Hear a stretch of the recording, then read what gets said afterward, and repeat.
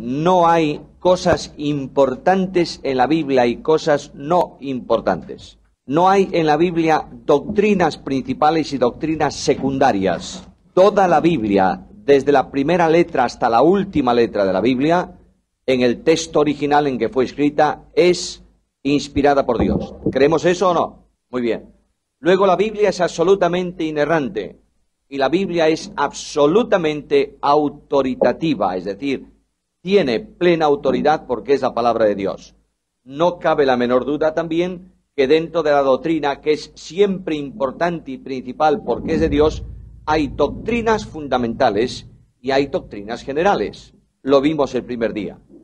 Ahora, lo sorprendente de la Biblia es que para una correcta interpretación del texto bíblico tenemos que acudir al idioma en que fue escrito. Y la Biblia no fue escrita en castellano, ni en catalán, ni en gallego. La Biblia fue escrita, el Nuevo Testamento fue escrito esencialmente en griego. Cuando tú analizas un texto bíblico, tienes que acudir necesariamente, si es posible, al origen idiomático en que aparece el texto. Es sorprendente ver cómo Dios actúa en defensa de su palabra, de manera que el idioma griego, el arameo también, y el latín son lenguas que se llaman ¿cómo? Muertas. ¿Por qué? No se hablan. Ahora, ¿qué es lo que pasa? ¿Por qué es muerta la lengua? Porque no evoluciona. De manera que la palabra latina o la palabra griega, la que sea, es así hace 300 años y será así dentro de otros 300, si es que vivimos. Es una lengua que no evoluciona, por tanto está estabilizada. No así las lenguas modernas que cambian. Pongo muchas veces el ejemplo de nuestras antiguas Biblias que decía que vuestra conversación sea honesta delante de los gentiles. ¿Qué significa eso para una persona que lee hoy la Biblia? ¿Qué significa vuestra conversación honesta? El diálogo, la forma de charlar. Que hablemos honestamente, pero para hace 200 años o 150 años no significaba eso. Conversación ahí era estilo de vida. Que vuestra vida, nuestra forma de vida sea. Por tanto, nuestro idioma ha evolucionado, ¿no es así? Y lamentablemente, yo digo lamentablemente, esta es mi opinión. Lamentablemente, la jerga idiomática de nuestro entorno social está introduciendo palabras rarísimas en nuestro idioma. Alguien esta mañana me dijo, ¿puedo pillarte una? Y yo dije, pillarme, en el último extremo sería arrollarme. Lo que él decía, ¿puedo coger algo? No, hay un verbo, coger, tomar, pero pillarte algo. Bueno, es que los jóvenes utilizan un castellano muy específico entre ellos. Yo tengo que ir aprendiéndolo. Ahora, cuando analizamos un texto idiomático, cualquiera, el Quijote, a mí me encanta el Quijote, vamos a analizar el Quijote y vamos a analizar el capítulo 5 del Quijote o el capítulo 6. Y ahí empezamos la lectura. La del alba sería, claro, cuando empezaba a amanecer. Ahora, tú encontrarás en el Quijote expresiones en el idioma de Cervantes, cuando Cervantes lo escribió, que no son las nuestras hoy. Para analizar el texto tienes que conocer el castellano, ¿qué? Antiguo. De modo que para analizar profundamente lo que la Biblia dice, tienes que conocer ¿qué cosa? El griego. Te encontrarás con tremendas sorpresas. El traductor, que sabe mucho más griego que tú y que yo, traduce como él puede para dar un significado. Luego, nuestras versiones de la Biblia tienen diferencias. Entonces hay que conocer el griego. Yo desafío a todos los jóvenes, porque los viejos ya son un poco carrozas para estudiar el griego, pero desafío a todos los jóvenes a que estudiéis el griego. No es muy complicado. Si os metéis en un análisis muy profundo del griego y tenéis dificultades en la segunda declinación especialmente, pues yo lo entiendo. Pero tampoco es una complicación terrible. Ahora, alguien dice, pues yo voy a estudiar griego. Bueno, pues lo primero que tienes que hacer al llegar a tu casa es comprarte una gramática castellana y recordar algunas cosas, como por ejemplo las declinaciones, recordar los verbos irregulares, recordar todos esos tiempos verbales y los equivalentes, qué es un condicional, etcétera, etcétera, para refrescar un poco el concepto y después ir al griego y entender ya desde el principio. Y es muy sencillo. Ahora, yo quiero haceros una recomendación. Normalmente, el que menos sabe de una cosa es el más osado. Osado es una palabra que tiene dos significados: atrevido y descendiente de un oso, es decir, vinculado con un oso. Yo creo que es lo segundo, más bien. De manera que hay personas que saben meramente las letras del griego, exagero un poco, y se atreven a subir a un púlpito y hablar de griego. Es preferible que hablen de buen castellano, o de buen catalán, o de lo que sea, pero que no se metan con lo que no saben. Porque entonces van a decir muchas tontadas. Y en muchas ocasiones se dicen cosas, se afirman cosas que no son así. Decía yo, por ejemplo, que un traductor se encuentra con que tiene una sola palabra en el texto griego y le falta un complemento, en la Koiné es muy fácil. Y entonces él dice, ¿cómo hago? ¿Qué pongo yo aquí? Y le pone un verbo o le pone un adjetivo que él cree honestamente que es. Y resulta que en el griego solamente hay una palabra que no siempre es válido el complemento de traducción que tú le pones. ¿Está? Muy bien, cuando tú tengas alguna dificultad, cuando alguien te diga, mira, es que es probable que en el texto griego no diga esto, si tú no sabes griego, búscate un profesor del instituto lo más ateo posible. Búscate la persona más opuesta a la Biblia para que te traduzca lo que dice allí. ¿Está claro? Porque si eres una persona condicionada por tu teología bíblica, vas a traducir aquello como tú crees que debe ser, ¿entiendes? Y haces a veces violencia al texto bíblico. Dicho, el idioma griego es riquísimo en palabras, es riquísimo en verbos. Los verbos griegos tienen muchos más modos y formas que los verbos castellanos, pero esencialmente el idioma griego tiene una tremenda riqueza en preposiciones. Casi nunca se le prestan atención a las preposiciones y son vitales en cualquier idioma. De manera que las preposiciones propias unidas a un sustantivo varían y condicionan absolutamente. Yo, por ejemplo, cito mesa, y si le pongo delante la preposición a la mesa, es una cosa, con la mesa es otra distinta. Me voy caminando con la mesa, frente a la mesa. Todo eso, las preposiciones son impresionantemente válidas para determinar con precisión lo que queremos decir. Alguien me dice, ¿estamos en gramática o estamos en Biblia? Estamos en Biblia. Pero quiero llamar vuestra atención a lo que vamos a estudiar esta mañana, que es aspectos de la cruz. Y comenzamos por la doctrina de la sustitución. Hay dos preposiciones en el texto griego que se traducen en castellano casi siempre por una sola. Las preposiciones son la preposición anti. Esta preposición tiene que ver siempre con sustitución. De modo que cuando tú busques un texto griego del Nuevo Testamento y te encuentres con esto, siempre el significado es sustituir a. Luego hay otra preposición, upper o upper, como te dé la gana, lo mismo da. La preposición esta significa a veces sustitución, otras veces en favor de.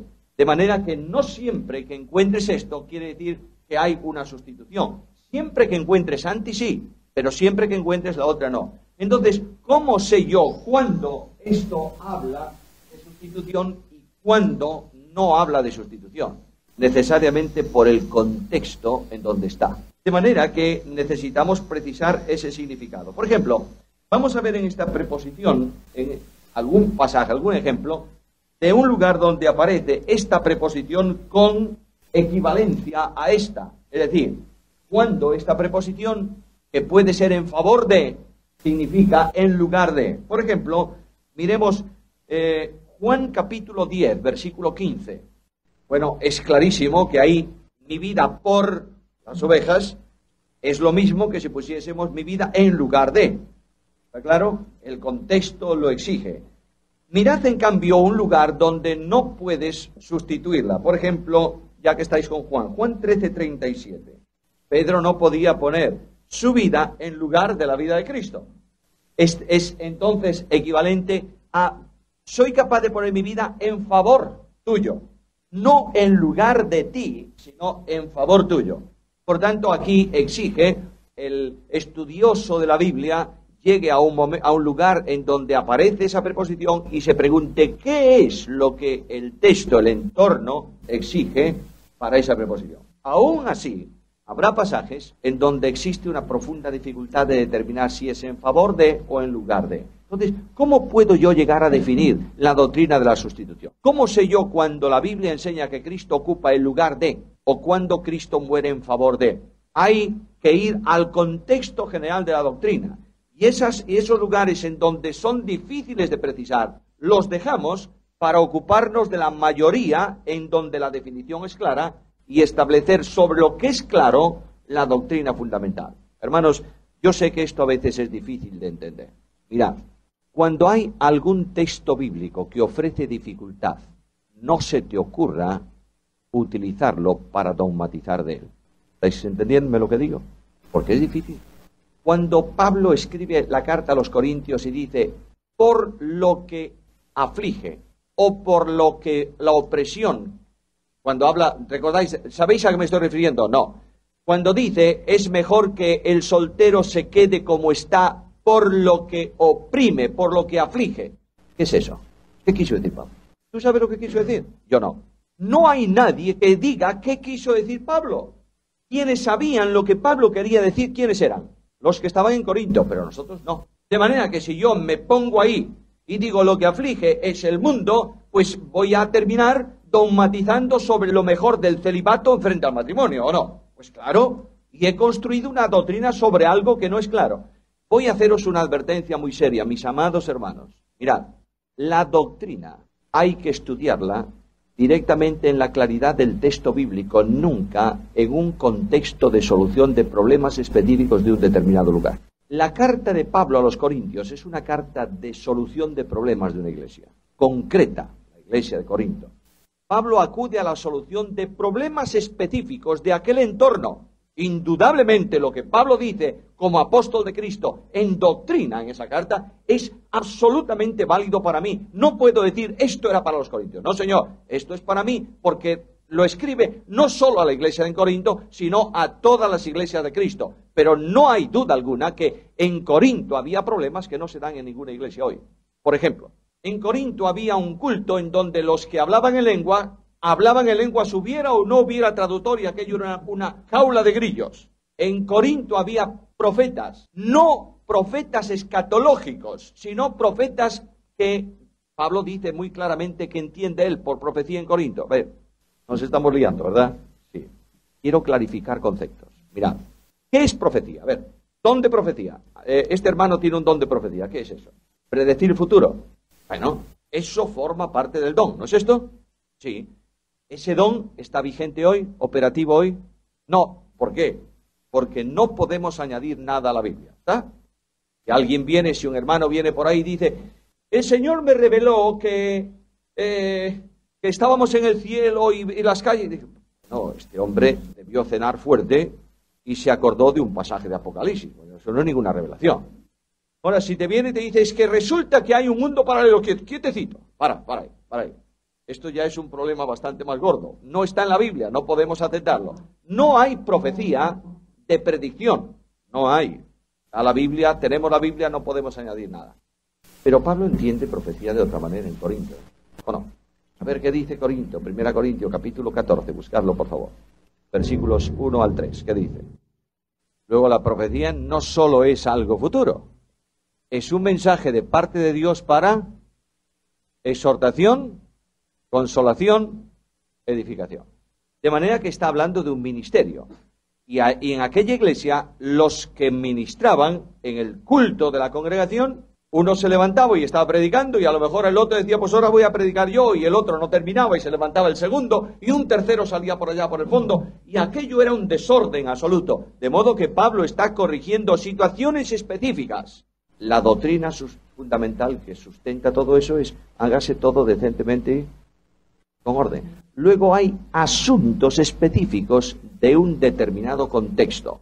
No sustentemos una doctrina en un contexto histórico, sino en una verdad fundamental de la Biblia. ¿Me entendiste lo que quiero decir? Bueno, entonces cuando se habla de la doctrina de la sustitución, tenemos un problema añadido al de las dos preposiciones. ¿Sabéis cuál es? Es decir, hay alguna doctrina, se habla de la doctrina de la expiación, ¿verdad? Bien, se habla de la doctrina de la propiciación. Pero específicamente los términos sustitución, el término sustitución, que aparece en alguna traducción de nuestras versiones, no está en los originales. ¿Cómo llegamos nosotros a esta conclusión de la doctrina de la sustitución? Por la evidencia del texto. Por ejemplo, en Isaías capítulo 53, versículos 4 y 6, De manera que ahí está permanentemente la profecía indicándonos de alguien que ocupa el lugar de otro, ¿no es esto? Él fue herido por nuestras enfermedades, molido por nuestras rebeliones. Quiere decir que nuestras enfermedades y nuestras rebeliones fueron trasladadas a Él. Quiere decir con esto que Él ocupó el lugar que nosotros teníamos que ocupar en razón de nuestras enfermedades y de nuestras transgresiones espirituales. Por tanto, Cristo toma sobre sí mismo, se responsabiliza vicariamente de nuestras rebeliones, de nuestras maldades. De otra manera, Cristo en la cruz toma y ocupa el lugar del pecador. En la cruz del Calvario, Cristo no muere solo en favor del pecador, que es una verdad también. En la cruz del Calvario, Cristo muere ocupando el lugar del pecador, para que por su obra de sustitución nosotros no tengamos ninguna demanda pendiente de cancelar delante de la justicia de Dios. Cristo toma sobre sí, además, el castigo, porque dice que Él tomó sobre sí el castigo o el efecto o el problema de nuestra paz, de manera que Él nos sustituye en relación también con las exigencias que la justicia de Dios tenía sobre nosotros a causa de nuestro pecado.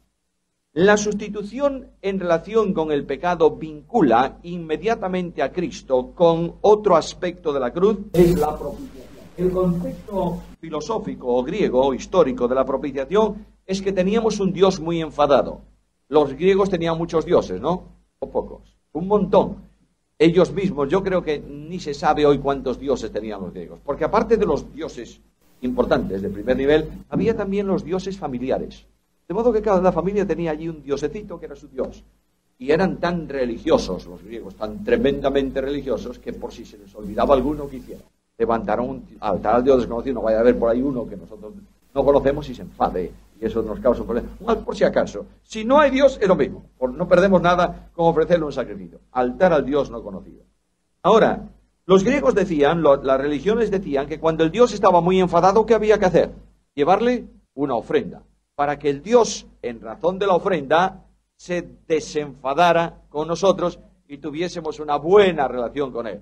Cuando los hombres no le llevaban algo bueno al Dios, el Dios lo tomaba por sí mismo. De manera que las mejores mujeres del mundo, según la mitología, las mejores mujeres del mundo para los dioses. Y los mejores vinos del mundo para los dioses. Y los mejores lugares de la tierra para los dioses. Por eso cuando Pablo viene anunciando la cruz de Cristo y le dice a los griegos, señores griegos, no hay muchos dioses, solo uno.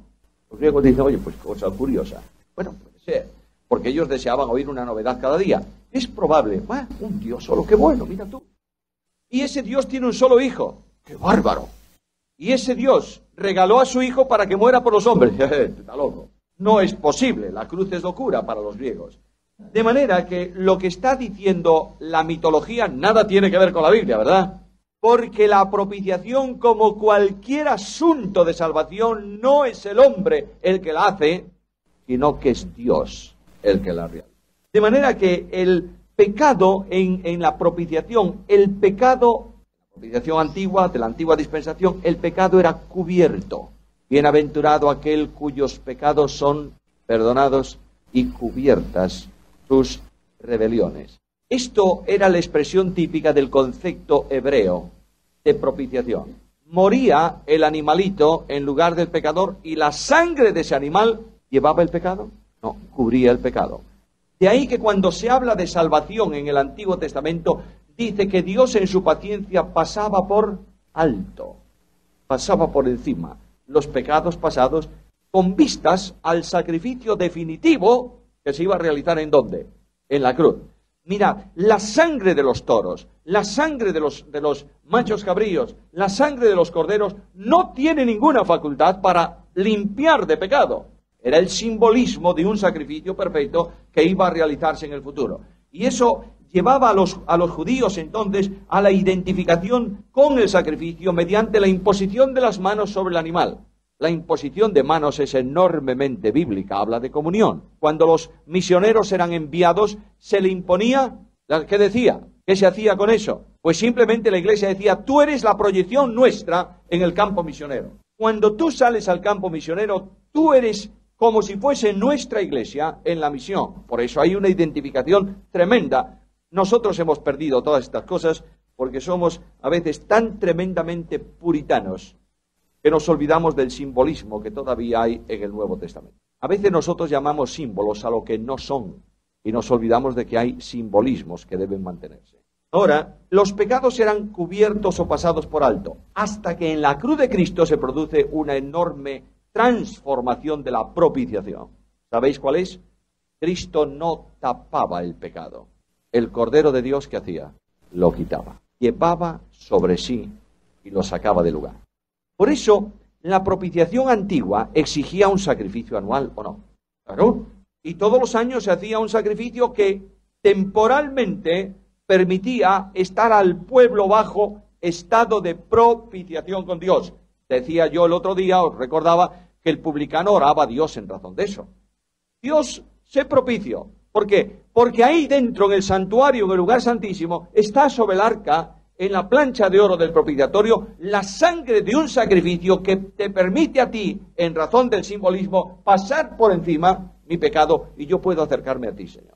En el tiempo presente, todo vestigio de pecado en el creyente ha sido cancelado por el sacrificio. Cuando un creyente cree en Cristo, Dios le perdona ¿cuántos pecados? Todos. Los pasados, los presentes y los futuros.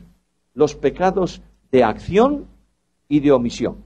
Los pecados de volición, es decir, voluntarios, o los pecados involuntarios. Dios cancela eso para que pueda haber una relación de convivencia, de comunión entre Dios y el creyente, no en razón de lo que es el creyente, pobre de nosotros, sino en razón de un sacrificio sustitutorio. Yo sé que voy a ilustrarte lo que significa la obra de la cruz en relación con el pecado del creyente. Luego analizaremos los aspectos. ¿Parece? Imagínate por un momento que ahora mismo se convoca el Tribunal Supremo de la Justicia Absoluta, que es el tribunal de ¿quién? De Dios, de Cristo. ¿Y Dios se sienta en su tribunal dispuesto a juzgar? Sí, porque es justicia y es juez. Y viene un ser maligno que se le llama el acusa. ¿Sabéis a quién me refiero? Y este ser va a actuar estoy poniendo una alegoría, una parábola. Este ser va a actuar de fiscal. ¿Parece? De modo que viene delante de Dios y le dice al Señor, ¿conoces a una persona que se llama Samuel Pérez Millos? Y Dios dice, sí, claro, lo conozco. ¿Tú lo conoces? ¿Tú sabes que este hombre en alguna ocasión no te es fiel? ¿Tú sabes que este hombre quebranta todos tus mandamientos alguna vez por lo menos? Sí. ¿Y qué dices tú del pecador? La paga del pecado es muerte. ¿Qué más dices tú? Toda alma que pecare, esa alma morirá. Ahora vengo a reclamar tu justicia. No tengo nada contra él, pero vengo a reclamar tu justicia. ¿Es pecador? Sí. ¿Debe morir? Sí. Hazlo. Y el juez justo, cuya ira está sobre el pecador a causa de su pecado, levanta su espada y dice, quiero que muera, debe morir por justicia, voy a hacerlo. Y en ese momento, en el cielo se levanta una persona y se acerca al tribunal y dice, yo soy ese hombre. Esa persona es Jesús. Y Dios guarda inmediatamente su espada. ¿Por qué? Porque ya la usó contra él. De manera que en ese momento no hay justicia que pueda exigir una deuda que ha sido pagada. ¿Entiendes esto ahora? Ahora todos los aspectos de propiciación, sustitución, todas estas cosas son muy interesantes para tener una amplitud mayor. Pero el meollo de la doctrina es esta. Cristo no solo murió por mí en una cruz, Cristo ocupó mi lugar, por tanto no hay condenación para mí. ¿Por qué? Porque estoy en Cristo. ¿Está claro? Ahora, esta obra de sustitución, de propiciación, que me permite a mí, tan calamidad como soy, acercarme con todo derecho al trono de la gracia, y tengo derecho a entrar, porque estoy en Cristo, esta obra de la cruz produce otro aspecto importantísimo, la reconciliación. Reconciliación tiene que ver con la restauración de un ambiente de enemistad. Vosotros sabéis que hace unos cuantos años, hace muchos años que comenzó el lío entre árabes e israelitas. Esto, desde el año 48 que está el Estado de Israel, desde ese día hay lío permanente. De vez en cuando parece que se cansan los dos de lío y hay un tiempo de respiro, pero es para prepararse para un lío mayor. Ahora, en cierta ocasión, el presidente de los Estados Unidos llevó a su residencia de verano en Camp David a dos personajes, al presidente de Israel y al presidente egipcio. Los llevó allí, los sentó a su lado y les hizo firmar un acuerdo de paz. Y el propio presidente americano, hay una fotografía histórica de eso, tomó las manos de los dos enemigos y las unió en un apretón de manos. Desde entonces aquí se ha mantenido esa paz entre Egipto e Israel. Bueno, esa paz se va a romper, ¿verdad? En cualquier momento. En la cruz del Calvario se produce un aspecto fantástico. ¿Cómo estábamos nosotros en relación con Dios? ¿Qué éramos nosotros en relación con Dios a causa de nuestro pecado? ¿Enemigos? ¿Había alguna forma de que este enemigo en relación con Dios pudiese llegar a una reconciliación con Él? No. ¿Por qué? Primero porque el enemigo es chiquitito, el otro que no es enemigo de Él, sino que nosotros lo hemos hecho enemigo por nuestras malas obras, es infinito. Hay cosas que cancelar que nosotros no podemos. Por tanto, Dios hace algo importante. Cada vez que tú encuentres no reconcilió, puedes sustituirlo por esto. Nos cambió de posición. Ahora, esta doctrina a veces se complica mucho y es difícil de entender. Yo voy a procurar hacerla muy comprensible para todos. En Juan capítulo 1, versículo 1 dice, en el principio era el verbo. El verbo era con Dios y el verbo era, bueno, el gran problema de las preposiciones es que el castellano se ha olvidado de una preposición, no la usa. La tiene, pero no la usa. ¿Sabéis las preposiciones propias? Vosotros sabéis que las preposiciones propias son a, ante, bajo. ¿Qué le pasa al bajo? ¿Cómo cabe, hombre? Primeramente bajo. Bueno, pero hay una preposición, sois unos fenómenos, sabéis las preposiciones y todo. Bien. La preposición cabe, ¿la usa alguien? Cabe en el coche. Pero eso será un verbo, no una preposición. La preposición cabe no se utiliza porque la preposición cabe tiene un significado de colocar frente a otro. Luego el texto griego utiliza esa preposición ahí. Esa preposición que traducimos con, porque si tú pones cabe ahí, ¿quién entiende eso? Es literalmente la traducción es en el principio era el verbo y el verbo cabe Dios y el verbo era Dios. Lo que está diciendo el texto griego es que el verbo estaba, ¿cómo? Frente al Padre, en una visión eterna de complacencia, en una respuesta de amor, de modo que el Padre amaba a su Hijo porque el Hijo amaba al Padre, hasta el punto de que el Hijo en el plan de redención dice, aquí estoy para hacer ¿qué? Tu voluntad. Y el Padre, lleno de satisfacción por la grandeza de su Hijo, dice eternamente, este es mi Hijo. Hay comunión y relación eterna, mirándose, digamos, el uno al otro. Y un día se produce la creación de todas las cosas. Dios crea todas las cosas en Cristo. Por tanto, cuando ve la creación hecha en Cristo, y por medio de Cristo, ¿qué dice Dios? Es buena en gran manera. Y de pronto de esa creación de Dios, un día un elemento de la creación se disloca y dice, yo no quiero saber nada de ti. Y se pone a las espaldas de Dios. Ahí el Padre y el Hijo están viéndose de nuevo, no importa, dejadme decirlo así, lo que pasa a sus espaldas. La comunión está ahí. Admirable posición entre el Padre y el Hijo. Y un día comienza la obra de redención, se produce la cruz. Y veíamos anteayer, que Dios desampara, de manera que desamparar significa no marcharse. Dios estaba en Cristo reconciliando al mundo. Cuando oigo por ahí que en un momento de la cruz Dios marchó dejando a su Hijo, eso no es verdad.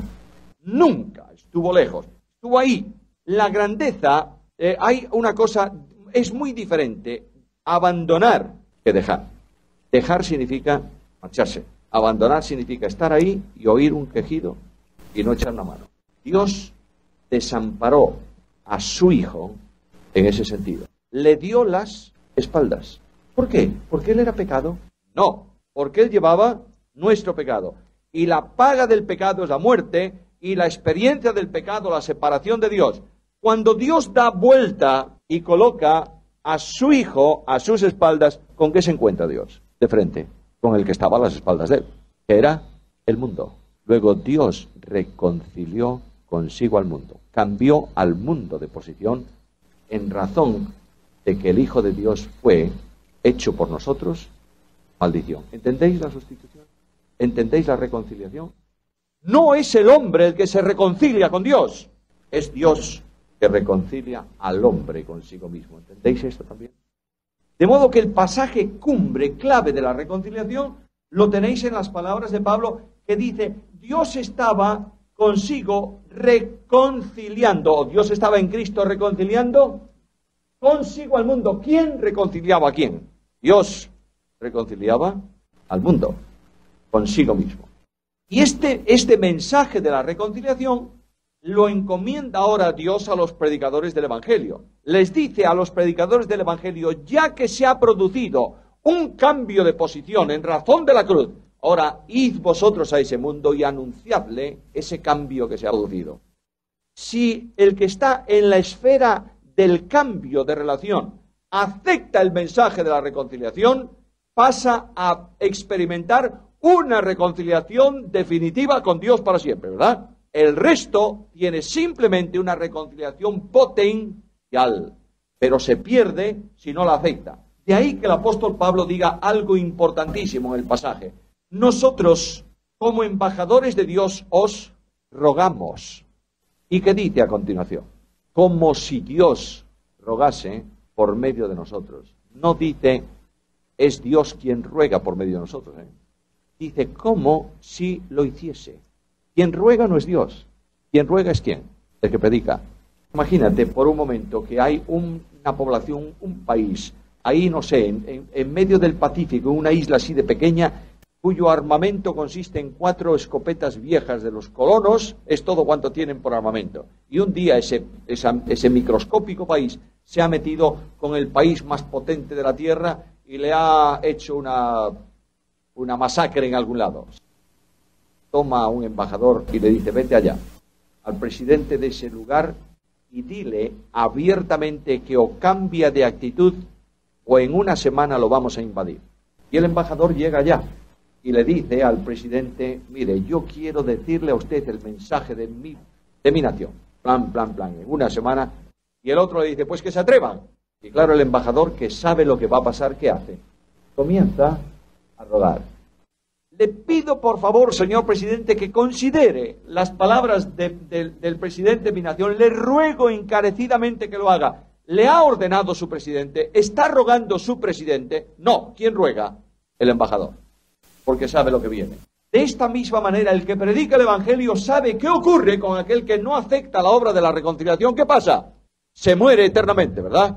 Por tanto, el predicador se vuelca y ruega como si Dios rogase por medio de él y le dice, como Dios produjo el cambio, ahora acéptalo tú. Reconciliaos con Dios. Tiene que ver, por tanto, con conversión. Ahí está todo ligado, ¿notáis? La conversión es un cambio de mentalidad en relación con Dios y con el pecado. Eso que produce, que Pablo proclama, es lo que el pecador tiene que aceptar y producir para hacer en él experiencia. La cruz lleva a efecto en la historia de los hombres el plan eterno de redención. Vosotros recordáis que en el plan eterno de redención Pablo lo menciona, que dice que desde antes de la constitución del mundo Dios había determinado en gracia salvar a los hombres, ¿verdad? Y de pronto se produce la cruz. La cruz es el cumplimiento del tiempo. Cuando vino el cumplimiento del tiempo, Dios envió a su Hijo. Ahora, en la cruz del Calvario, la realidad de la cruz elimina el aspecto de la muerte para el creyente. El aspecto de la muerte como separación. Es decir, Cristo en la cruz del Calvario gustó, ¿qué cosa? La muerte. ¿Por quién? Por todos. Ya hemos visto lo que significa la muerte espiritual, ¿verdad? Yo quiero, por favor, hermanos míos, que entendamos bien que Cristo, cuando se pone, ¿qué es un artículo definido? ¿Qué diferencia hay entre decir un perro a decir el perro? ¿Qué diferencia hay? Claro, uno es genérico, me vale cualquier perro, y otro es concreto, el perro. Ese él no hay otro más que ese. Cuando estamos hablando de la obra de la cruz y aparece en el texto un artículo, gustó la, ¿qué significa? Que comprende absolutamente todo lo que tiene que ver con muerte. No dice el texto bíblico, Cristo gustó una muerte. Entonces sí, que podría ser sustituto de la muerte física. Cuando dice la Biblia gustó la muerte por todos, significa que gustó en sí, llevó, experimentó para sustituirnos toda la dimensión de la muerte física y también la muerte espiritual, porque Cristo fue hecho por nosotros maldición. Y dice, apelando Pablo a la Escritura, maldito todo aquel que es colgado en un madero. Como ya vimos Getsemaní el otro día, no vamos a entrar en este tema. En ese momento cumbre de Getsemaní, Cristo entiende la enorme dimensión que es la muerte espiritual. Lo digo con las palabras de un viejo himno de nuestro himnario. Dios mismo te desamparó para ampararme a mí. Por tu dolor, Jesús, Señor, no hay ira para mí. Aquí tenéis la sustitución. El Señor gusta la muerte para que yo encuentre en Él, ¿qué cosa? La vida. Cuando, en razón de la obra del Calvario, Dios puede venir a tocarme sin mancillar su santidad. ¿Me estáis siguiendo lo que quiero decir? Yo soy pecador, el Dios Santo no puede entrar en contacto con el pecador, pero como Cristo llevó mi pecado, Dios puede venir a mi encuentro.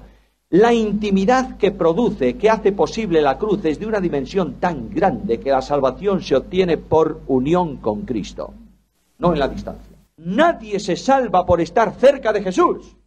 Solo se salva cuando el Espíritu Santo lo pone en Cristo mismo. Lo dice Pablo, ¿verdad?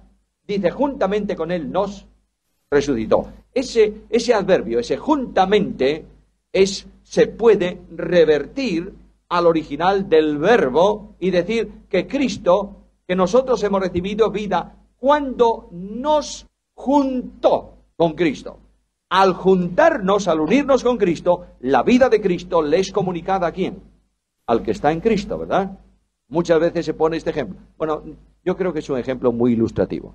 Aquí tenemos una magnífica megafonía, unos buenos altavoces y unos excelentes cables, una tragedia de amplificador y de mesa. Bueno, ¿qué le vamos a hacer? De pronto comienza la reunión, que bien se oye. ¿Y qué pasa? A los 3 minutos y medio, ¿qué ocurre? ¡Toc! No se oye. ¿Por qué? ¿Qué pasó? La mesa. Bueno, la mesa o las patas delanteras del que maneja la mesa, pero eso es... Ahora, lo que ocurre, que lo que sí es evidente es que el contacto que estaba transmitiendo la potencia, la energía, llevaba la electricidad, ¿qué pasó? Pero hoy estaba muy cerquita, ¿eso o no? Nadie rompió el cable, ¿verdad? Sigue exactamente igual, solo que unas milésimas de milímetro no le permite entrar en contacto. Así ocurre con el religioso. Está a veces a milésimas de milímetro de Cristo. ¿Se salva? No, señor. Porque Jesús dice, yo soy la puerta, y solo se salva ¿quién? El que por mí entrare. Luego, la vida eterna es la acción de Dios que une vitalmente al creyente con Cristo. Y esa vida eterna es una maravilla en el pasado y una tremenda esperanza para el futuro, ¿no es esto? ¿Sí o no? ¿Y el presente qué pasa? ¿Vivimos la vida eterna en el presente o no? ¿Tenemos otro tipo de vida los cristianos que no sea la vida eterna? ¿Y la vida eterna qué es? Es la vida de Dios, ¿no es esto? La naturaleza divina. Muchas veces he dicho esto. Creo que ya es reiterativo en exceso. Dios tiene 2 vínculos que sustentan su propia existencia. Esencia y naturaleza. La esencia de Dios está conocida por el hombre mediante atributos incomunicables. Nadie más que Dios es omnipotente, ¿verdad? Nadie más que el omnisciente. Pero la naturaleza es la vida de Dios comunicable a los hombres. En la naturaleza de Dios está el amor, la justicia, la paz, todas esas cosas que Dios nos comunica. Por tanto, cuando hablamos de vida eterna, hablamos de la experiencia de vivir a Dios. Alguien me dice, ¿qué estás diciendo? Lo que dice la Biblia. Juan dice, como Él es, así nosotros, ¿dónde? En el mundo. Y Pablo dice, para mí el vivir es Cristo Y Pablo dice, con Cristo estoy juntamente crucificado, por tanto ya no vive Pablo. Ahora es Cristo el que vive en Pablo. ¿Notáis lo que es la vida eterna? Eso es vida eterna. El resto son historias. Y esa vida eterna es una vida de gozo tremendo, abundante. Porque cuando Cristo vino al mundo, no vino para hacer esclavos debajo de un yugo de opresión. Si el Hijo os libertare, seréis. Y la vida que yo os doy es una vida abundante. Y Cristo dijo, yo quiero que tengáis mi gozo y que mi gozo sea cumplido en vosotros. Y Cristo dijo, mis ovejas entrarán y saldrán y hallarán ¿qué? Pastos. Por tanto, ¿es gozosa la vida cristiana? Mis amados hermanos, la vida cristiana se ha convertido en un suplicio por los hombres, no por Cristo. La vida cristiana es ilusionante. ¡Qué bendición tan tremenda! Sentir la paz de Dios, la comunión con Dios, la relación con Dios y poder disfrutar de las cosas lícitas que Dios hizo para mí. Dios no quiere que un cristiano sea un ermitaño metido en la montaña. Quiere que disfrute lícitamente de las cosas que tiene a su alrededor. Y las disfrute santamente. Ojo, hay disfrute que es pecaminoso. Eso no puede ni corresponde a la vida de un cristiano, ¿no es así? Porque Dios es ¿qué? Es santo. Lo dije el otro día, ¿yo tengo que ser santo o no? ¿Sí o no? ¿Por qué? Porque me lo manda. Dios, no, porque Él es santo. Y como el santo vive en mí, ¿qué pasa con mi vida? Pues es una vida santa. Luego, Cristo no haría algunas cosas que yo a veces hago. Ayer iba con Eliseo para Vigo. Íbamos con una conversación tan interesante en el coche, tremendo, que resulta que llegamos a la desviación, ahí cerca de Pontevedra, para girar a la izquierda y tomar la autopista, y yo seguía, y me di cuenta cuando estaba encima del cruce. ¿Y sabéis lo que hice? Frené y me metí por encima de toda la raya blanca, amarilla y tal, y cogí. Bueno, lo digo con mucho respeto. ¿Tú crees que Jesús haría eso? Bueno, dirías tú, ya no se despistaría. Bueno, es verdad. Pero oye, cualquier historia. De pronto el ayuntamiento de la ciudad te pone un paso de cebra a 16 metros y 3 centímetros de la puerta de tu casa. Y tú cruzas la calle por delante de tu casa. Y encuentras un disco en un sitio que pone 50 y dices, bueno. Todas esas cosas no son libertad, ¿verdad que no? Y cuando alguien te lleva a la contraria en la iglesia, ¿cómo te pones? ¿Violento? ¿Te pones violento? Entonces esa no es la vida de Dios. Naturalmente que no. Y sobre todo, una cosa que es opuesta absolutamente a la vida de Cristo es la intransigencia. Dejaré eso para otra ocasión, porque lo vamos a tocar. Pero yo creo que en la historia de la Iglesia hay no solamente los creyentes fuertes, que los hay, y los creyentes débiles. Hay una tercera especie, el intransigente. El intransigente es el que cree que es poseedor absoluto de la verdad, y todo cuanto discrepe de esa posesión suya es, yo no quiero buscar un calificativo, es malo. Por tanto, lo mejor es luchar contra el malo.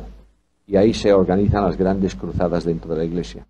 No por doctrina, sino por intransigencia. ¿Vosotros sabéis cuál es el trato que tiene que llevar el intransigente según la palabra de Dios? Los intransigentes de los tiempos de Cristo, ¿quiénes eran? Escribas y fariseos. Intransigente, total. Cristo les demostraba con la Biblia. ¿Y ellos qué hacían? ¿Sabéis la mayor intransigencia de un religioso cuál es? Elevar a categoría de doctrina el pensamiento personal suyo. Los fariseos habían elevado a doctrina fundamental la tradición de los ancianos. Luego gruñían contra los discípulos porque no se lavaban las manos antes de comer. ¿Y dónde está eso? Pero que esto no está, pero siempre se hizo. Este es el intransigente. ¿Y sabéis qué dijo Cristo del intransigente? ¿Qué le dijo a los discípulos? Los discípulos peleaban con los intransigentes día y noche. ¿Qué le dijo Cristo? No echéis vuestras perlas a los puercos, porque ¿sabéis el resultado? Os van a morder. No tiene cura. Lo único que tienes que hacer con el intransigente, ¿sabes qué es? Decirle, Señor, cuídalo. Hermanos, estamos en una esfera en donde Cristo demostró con su vida que la intransigencia es cosa natural del hombre, porque Él no estimó el ser como Dios como cosa que aferrarse, sino que se despojó a sí mismo para comprender. Ahora, los aspectos generales de la obra de la cruz, si alguien tiene interés, hay 25 aspectos de la obra de la cruz. Esto bien diferenciados. Hay pasajes que presentan a Cristo muriendo por los pecadores, pasajes que presentan a Cristo sufriendo, que presentan a Cristo llevando los pecados, en fin, hay 25 divisiones que la teología sistemática ha establecido. Pero, por último, yo quiero dejar en estos 3 minutos la cruz como base de purificación para el creyente. La cruz abre un camino de purificación, porque cuando el creyente peca, dice que la sangre de Cristo nos limpia de todo pecado. Luego, la cruz del Calvario produce un cambio de posición. De la potestad de las tinieblas nos traslada ¿a dónde? Al reino de su amado Hijo. Y el que está en el reino de su amado Hijo, el rey de ese reino, ¿quién es? Cristo. ¿Y Cristo qué dijo a los suyos? Yo soy la luz del mundo. Y añade algo, el que me sigue no andará en tinieblas. Bueno, entonces para no equivocarme, tengo que estar cerca de quién. Tengo que seguir a quién. A Cristo. Pero se produce un cambio, Como quiera que la salvación se recibe por posición en Cristo y por implantación de Cristo en el creyente, la luz absoluta de Dios, que es Cristo, convierte al creyente en luz del mundo. Y Cristo dice, no solo el que me sigue no andará él en tinieblas, dice, vosotros sois, ¿lo qué? La luz del mundo. Yo vivo en una ciudad que se llama Vigo, muy incómoda. A mí me gustaría vivir en la montaña, lejos de todo eso, pero ¿qué le voy a hacer? Esa ciudad está edificada sobre 5 montes. Cuando tú entras por mar o por carretera de noche, no puedes, inevitablemente no puedes dejar de ver ¿qué? La ciudad. No se puede esconder. El creyente es como una luz que brilla sobre un monte. No puede dejar de lucir. Lo que ocurre, que la purificación diaria del creyente tiene que ver con la vida de Cristo, ¿o no? Y tiene que ver con la confesión de pecado, ¿o no? Para que haya limpieza y el creyente pueda hacer fluir al exterior, ¿qué cosa? La luz de Dios en él. Aquí en nuestras aldeas de Galicia, cuando yo era un niño pequeño, se alumbraban los paisanos le llamábamos aquí candiles, quinqués, no sé cómo se llama, faroles de estos de campo. El farol de campo era una cajita metálica con 4 cristales y dentro había una ampolla con aceite y una mecha. Encendías eso, te ibas alumbrando por el camino. Lo que ocurre es que la mecha a veces no era una buena mecha, la mecha no se compraba. Si el pantalón del abuelo se rompía, se le cortaba un cacho y se metía ahí. Claro, el pantalón del abuelo no era bueno para la mecha y entonces echaba mucho humo. ¿Y qué ocurría con los cristales? Se empañaba. De modo que el pobre viejecillo o la viejecilla o la persona mayor se paraba un día porque había pegado un tantarantán en una piedra y tenía la uña del dedo media fastidiada porque no vio. Y después de maldecir la existencia, lo que hacía era sacar lo que podía, hojas del campo o el pañuelo o la manga de la camisa. ¿Y qué hacía? Abría el quinqué y limpiaba los cristales, cerraba el cristal y entonces veía. ¿No era la misma luz dentro siempre? Sí, el problema no estaba en la luz. ¿En qué estaba? En el cristal. Así somos los cristianos. A medida que el polvo del mundo se pega a la luz que tenemos dentro, ¿qué pasa? Brilla pero no sale. Lo que nosotros tenemos es que ir y decir al Señor lo que a veces cantamos. Purifícame, límpiame, Señor. Y cuando esto se produce en honestidad, la luz del mundo convierte a los creyentes en luminares que brillan en las tinieblas. Este es el resultado de la obra de la cruz.